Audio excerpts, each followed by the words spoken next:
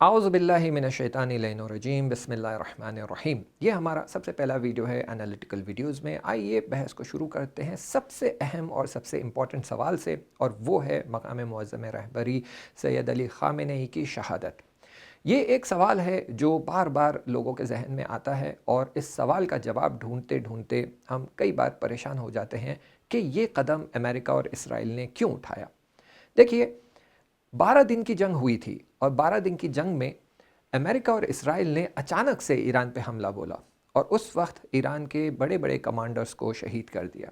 اس وقت لوگ دفاع کے لیے اور کاؤنٹر اٹیک کے لیے تیار نہیں تھے۔ یعنی جس دن اسرائیل نے حملہ کیا، کسی کے ذہن میں اس بات کا گمان بھی نہیں تھا کہ اچانک صبح صبح کوئی آ کر ایران پر حملہ کر دے گا، لیکن حملہ ہوا اور کمانڈرز کو شہید کیا گیا۔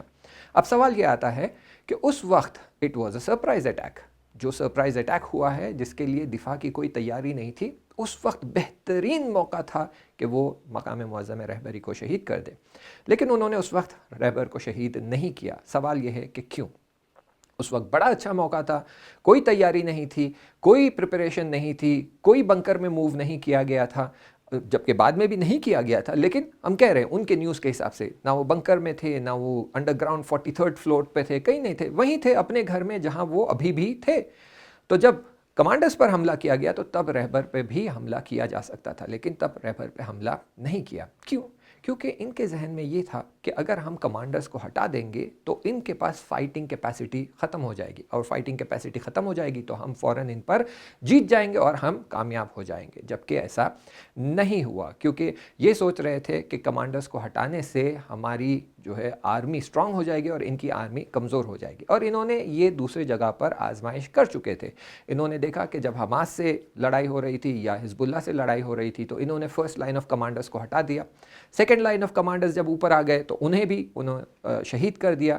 تو پھر دیکھا کہ اس کے بعد والے لائن آف کمانڈرز جو ہے وہ اس طرح سے ریٹیلیٹ اور جنگ نہیں کر رہے ہیں جس طرح پہلے ہو رہی تھی۔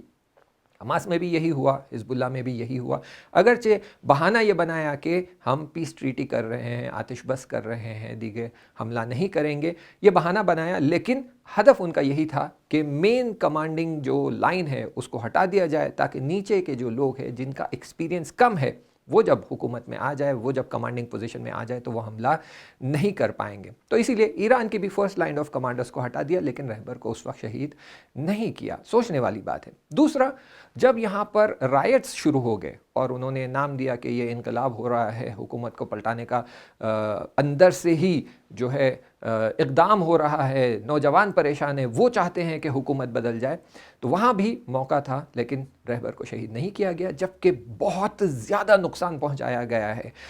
پولیس اسٹیشنز کو جلایا گیا ہے، ایمبولینسز کو جلایا گیا ہے، بسز کو جلایا گیا ہے، سویلینز کو، معصوم سویلینز کو، جو لوگ بائک پہ جا رہے ہیں ان کو گولیوں سے چھنی کر دیا، جوان بچوں کو چھنی کر دیا، چھوٹے بچوں کو چھلنی کر دیا، خون سے، چاقو سے، پولیس والوں کو مارا ہے، 100 کی تعداد میں پولیس والوں کو مارا ہے، اور بہت زیادہ نقصان پہنچایا ہے، بینکس کو جلایا ہے، اے ٹی ایمز کو توڑ دیا ہے، پیسہ چوری کیا ہے، نقصان بہت پہنچایا ہے، لیکن تب بھی رہبر کو شہید نہیں کیا گیا۔ لیکن یہ جب رائٹس ہوئے تھے تو ان سے ایک غلطی ہو گئی کہ یہ جب رائٹس کرتے کرتے انہیں لگنے لگا کہ ہم پاور میں آ گئے ہیں، ہمارا پلڑا بھاری ہو گیا ہے، وی بیکم اسٹرانگ، تو انہوں نے جو غلطی کی ہے وہ یہ کہ انہوں نے قرآن جلائے، انہوں نے امام زادوں کو جلایا ہے، انہوں نے حسینیہ کو جلایا ہے، امام بارگاہ کو جلایا ہے، مسجدوں کو جلایا ہے۔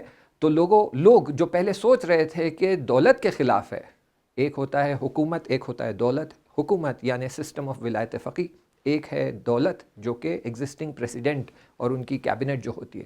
تو لوگوں کو لگنے لگا کہ بھائی دولت کے خلاف آواز اٹھا رہے ہیں، بڑھتی ہوئی قیمتوں کے، انفلیشن کے خلاف آواز اٹھا رہے ہیں، ہم بھی ان کے ساتھ شامل ہیں، لیکن جیسے ہی دیکھا کہ یہ امام بارگاہ کو جلا رہے ہیں، قرآن کو جلا رہے ہیں، مسجد کو جلا رہے ہیں، تو لوگ پیچھے ہٹ گئے، اور یہ جو رائٹ کرنے والے تھے، جو ڈرگ ایڈکٹس تھے، یہ سامنے آ گئے، پتہ چل گیا، انہیں اریسٹ کیا گیا، اور جو ہے کافی لوگوں کو جیل میں ڈالا گیا، اور کافی لوگ یہاں سے بارڈر چھوڑ کر بھاگ بھی گئے۔ لیکن اس ٹائم پر رہبر کو شہید نہیں کیا گیا، لوگ پیچھے ہٹ گئے، معاملہ کلیئر ہو گیا۔ پھر کیوں اب رہبر کو شہید کیا گیا؟ ممکن ہے کہ یہ ایپیسوڈ میں ہم ساری باتیں کور نہیں کر پائے، لیکن اگلے ایپیسوڈ میں ڈیفینیٹلی پوری بات کور کریں گے۔ تو دیکھیے، جب یہ رائٹس ہوئے اور اس کے بعد لوگوں کو ریئلائز ہوا کہ یہ لوگ جو رائٹس کر رہے ہیں یہ حکومت کے خلاف نہیں بلکہ دین کے خلاف ہے. تو لوگوں نے ان کا ساتھ چھوڑ دیا. اور جب لوگوں سے پوچھا گیا کہ کیا ہوا، پہلے تو آپ آ رہے تھے، آواز اٹھا رہے تھے، شعار لگا رہے تھے، اب کیوں پیچھے ہٹ گئے؟ تو انہوں نے بتایا کہ ہمیں سمجھ آیا کہ یہ غلطی ہوئی ہے. اور اس کے بعد تمام انٹرویوز میں دیکھا گیا ہے کہ لوگوں کا ایک ہی جملہ تھا، اور وہ یہ تھا کہ ہم ہمارے رہبر کو تنہا نہیں چھوڑیں گے.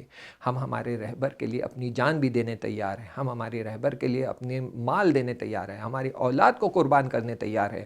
تو جب یہ انٹرویوز دیکھے گئے، تمام انٹرویوز آپ کو اگر ایکسس ہے کہیں سے مل سکتے ہیں، پرانے انٹرویوز ہیں، پرانے یعنی 4 مہینے 6 مہینے پرانے انٹرویوز ہیں، اگر آپ کہیں سے دیکھ سکتے ہیں تو دیکھیے تمام انٹرویوز میں لوگوں نے کہا کہ ہم ہمارے رہبر کے ساتھ ہیں، مرتے دم تک، آخری خطرہ خون کے قطرے تک ہم رہبر کے ساتھ ہیں.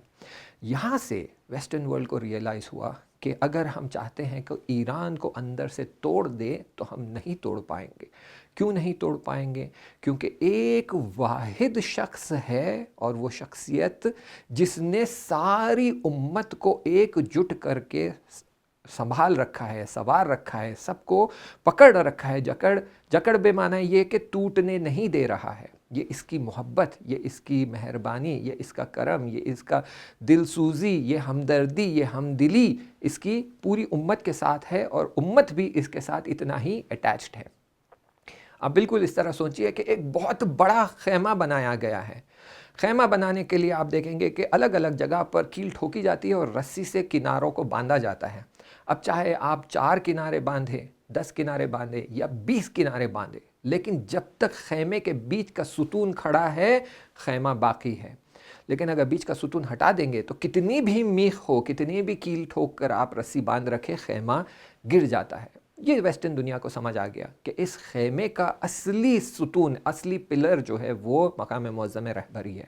تو انہیں لگا کہ اگر ہم مقام معظم رہبری کو ہٹا دیں گے، گرا دیں گے، تو یہ سارا کا سارا خیمہ جو حق کے نام سے کھڑا ہوا ہے، حسینیت کے نام سے کھڑا ہوا ہے، یہ گر جائے گا، اسے ہم نابود کر دیں گے. اور پھر لوگ جو رائٹس میں کھڑے ہوئے تھے وہ غلبہ پا جائیں گے اور جیت جائیں گے. یہ ایک بحث. آئیے دوسرا اینگل بھی میں آپ کو بتا دوں، وہ یہ کہ جب اختشاش ہوئے، جب رائٹس ہوئے تو ویڈیو کیپچرز کیے گئے، باضابطہ ویڈیوز بنائے گئے ہیں، اور ویڈیوز کو پبلش کیا گیا ہے اور ویسٹرن میڈیا تک پہنچایا گیا ہے. اور ویسٹرن میڈیا نے دکھایا کہ آپ نے خود نیوز میں دیکھا ہوگا، ایران جل رہا ہے، کچھ بھی باقی نہیں ہے، راستے جل چکے ہیں، بینکس جل چکے، بسیں جل چکے ہیں، ایمبولینس جل چکا ہے، کچھ باقی نہیں ہے، گورنمنٹ آفیسز کو جلا دیا ہے، پولیس کو مار دیا ہے. اب ایران خالی ہو چکا ہے، کوئی کنٹرول نہیں ہے، اب جو حکومت میں آئے گا وہی کنٹرول کرے گا. یہ نیوز بنائی گئی، ڈیٹا جمع کیا گیا، یہ سارا سب کچھ آپ ابھی کی نیوز میں دیکھیں گے تو اسرائیل نے قبول کیا ہے کہ موساد نے اور امریکہ کے CIA نے مل کر یہ سب کیا ہے. اور اس کے بعد یہ ڈیٹا جمع کر کے پریزیڈنٹ کو پریزنٹ کیا گیا کہ دیکھو، ہم تم سے کہہ رہے تھے نا کہ ایران اندر سے ٹوٹنے کے لیے تیار ہے، یہ ویڈیوز ہے، یہ ڈیٹا ہے، یہ لوگ ہیں، راستے پر آئے ہیں اور آواز اٹھا رہے ہیں، شعار لگا رہے ہیں. ہمیں بس چاہیے کہ یہ جو ستون ہے جس کے بیسس پہ یہ سارا سسٹم ٹکا ہوا ہے، اسے ہٹا دیں گے تو یہ سارا کا سارا خیمہ گر جائے گا، اور یہ لوگ اٹھ کھڑے ہوں گے اور اس خیمے پر غلبہ کریں گے. اور پھر یہاں ہم ہمارے چاہت کا، ہماری پسند کا بندہ بٹھائیں گے جو ہمارا ٹٹو ہوگا، جو ہمارا پپٹ ہوگا. جیسے آج سارے مڈل ایسٹ میں جتنی کنٹریز ہیں آپ دیکھ سکتے ہیں، وہاں پر انہوں نے اپنے پپٹس کو بٹھا رکھا ہے اور اپنے حساب سے چلاتے ہیں. تو یہ ڈیٹا موساد اور نتن یاہو نے امریکن پریزیڈنٹ ٹرمپ کو پریزنٹ کیا، اور پریزنٹ کرنے کے بعد ٹرمپ نے دیکھا کہ ہاں واقعاً سارا ایران جل رہا ہے، تو ہمیں صرف یہ کرنا ہے کہ یہ سید علی خامنہئی جو رہبر ہے انہیں ہٹانا ہے اور ایران اپنے آپ ٹوٹ جائے گا. اسی لیے جب ٹرمپ نے حملہ کیا تو اس نے کہا کہ ہم حملہ کر رہے ہیں اور 3 دن میں ہم جیت جائیں گے، لیکن اندر کی حقیقی بات اس تک نہیں پہنچائی گئی تھی. اسی لیے حملے کے بعد آج 3 ہفتے ہو گئے ہیں اور ایران ابھی بھی اپنی جگہ کھڑا ہے، جیت رہا ہے. اور امریکہ جو اس بھرم میں تھا کہ ہم 3 دن میں جیت جائیں گے، 3 ہفتے بعد بھی جیت کی کوئی خبر نہیں ہے، کوئی آثار نظر نہیں آ رہے ہیں، بلکہ امریکہ اپنے گھٹنوں پر ہے اور وہ بری طرح ہار رہا ہے. انشاءاللہ اسی بحث کو ہم اگلے ویڈیو میں کنٹینیو کریں گے اور اسے پوری طرح کور کر کے اس کے اندر کی چھپی ہوئی باتیں آپ کے لیے کھولتے ہیں. اللہم صلی علی محمد و آل محمد وعجل فرجہم.